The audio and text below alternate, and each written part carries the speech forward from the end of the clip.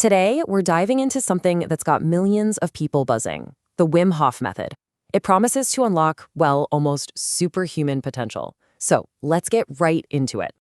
So let me ask you, could you run a marathon in the desert with no water? How about climbing a mountain and wearing just shorts? Sounds impossible, right? Like something straight out of a movie.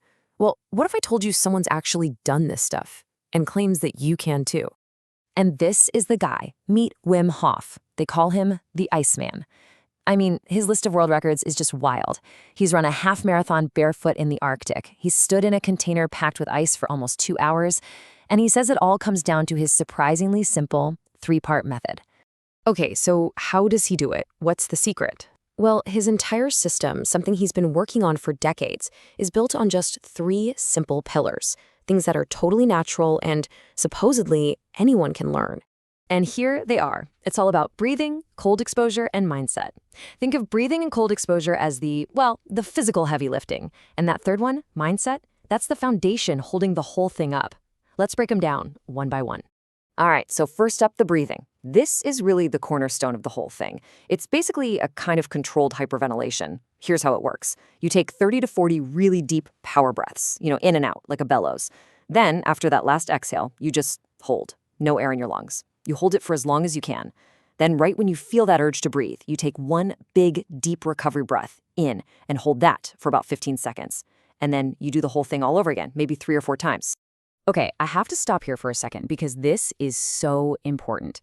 This is a critical warning, not just from me, but from Wim Hof himself and from doctors. This breathing can make you feel super lightheaded. You might even pass out for a second. So you have to do it in a safe place, lying down, sitting on the couch, whatever. But never, and I mean never, do it near water, in a pool, or when you're driving. Seriously. So what's actually happening in your body when you do this? Well, check this out. This is data from someone's fitness tracker while they were doing the exercises. You can see how the breathing basically supersaturates your blood with oxygen. It jumps from around 90% all the way up to almost 100%. Your pulse kicks up a bit too. It's this altered state that's supposed to get your body ready for what comes next. And what comes next is the cold. Now, hold on, this isn't about diving into a frozen lake on day 1. No way. The whole idea is to start slow, like really slow. You just end your normal shower with maybe 15 or 30 seconds of cold water. That's it. Then, over time, you slowly increase it. You're basically training your body to handle it. And this is where that breathing technique really comes in handy. It's supposed to help you control that initial shock and stress response when the cold hits. And that brings us to the final piece of the puzzle, mindset.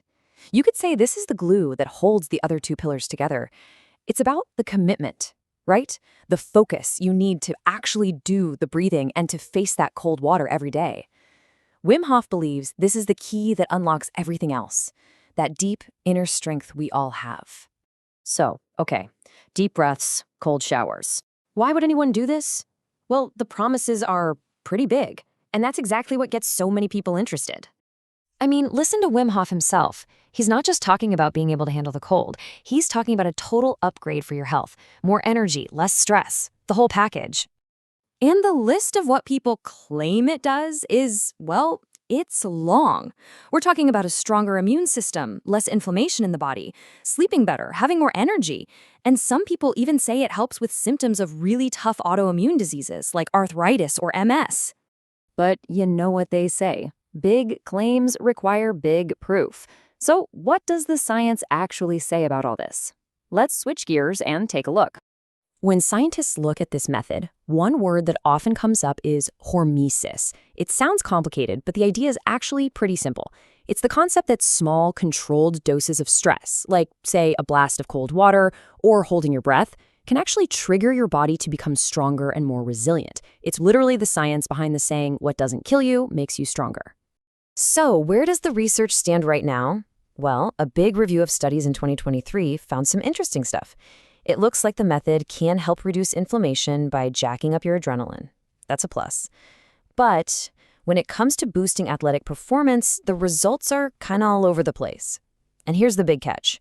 The review pointed out that pretty much all the studies they looked at had a high risk of bias. Why? Mostly because they were just too small. And I think this quote from Dr. Alyssa Eppel, a researcher who's actually studied Wim Hof, sums up the scientific view perfectly. She basically says, look, science is slow, so don't just dismiss this out of hand. Be open, be curious. In other words, there's something interesting going on here, but it's definitely not case closed. The research is still in its infancy. Okay, so we've talked about the potential and the early science, but now we have to talk about something really serious, the risks. Because this stuff is powerful, and when you're dealing with something powerful, you have to be careful. $67 million. That's the amount in a lawsuit filed against Wim Hof after a 17-year-old girl tragically drowned. She was allegedly practicing the breathing exercises in a swimming pool. It's a heartbreaking story, and it's a stark reminder of what can happen if this method is misused. And the dangers are absolutely real. That breathing can make you pass out. The cold exposure, if you're not careful, can lead to hypothermia. Even experienced practitioners will tell you there's this temptation to set a record, to hold your breath just a bit longer that can make you push past your body's own warning signs. And look, a lot of doctors are still pretty skeptical. Take this quote from Dr. Sergey Lopatin. He says that when it comes to cold therapy, in particular, there's just no convincing medical evidence that confirms the benefits. Mainstream medicine isn't sold on it yet. So here's the bottom line on safety. This method is not for everybody. There's a whole list of conditions where it's a really bad idea. We're talking pregnancy, epilepsy, any kind of heart issue.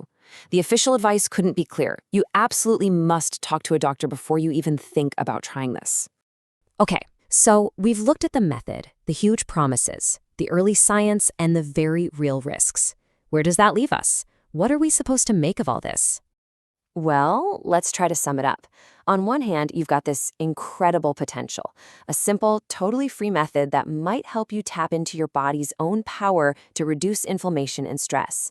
But on the other hand, you have to weigh that against the serious precautions. The risks are real. The high-quality scientific proof isn't really there yet, and you need to be extremely careful and talk to a doctor. You know, in the end, the Wim Hof method kind of makes us ask a bigger question about ourselves.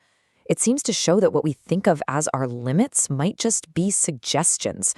But it's also a powerful reminder, right? As we try to push those boundaries and see what we're capable of, how do we make sure we're balancing that pursuit with basic safety? How do we know the difference between pushing our limits and just being reckless? That's really the core of it, isn't it?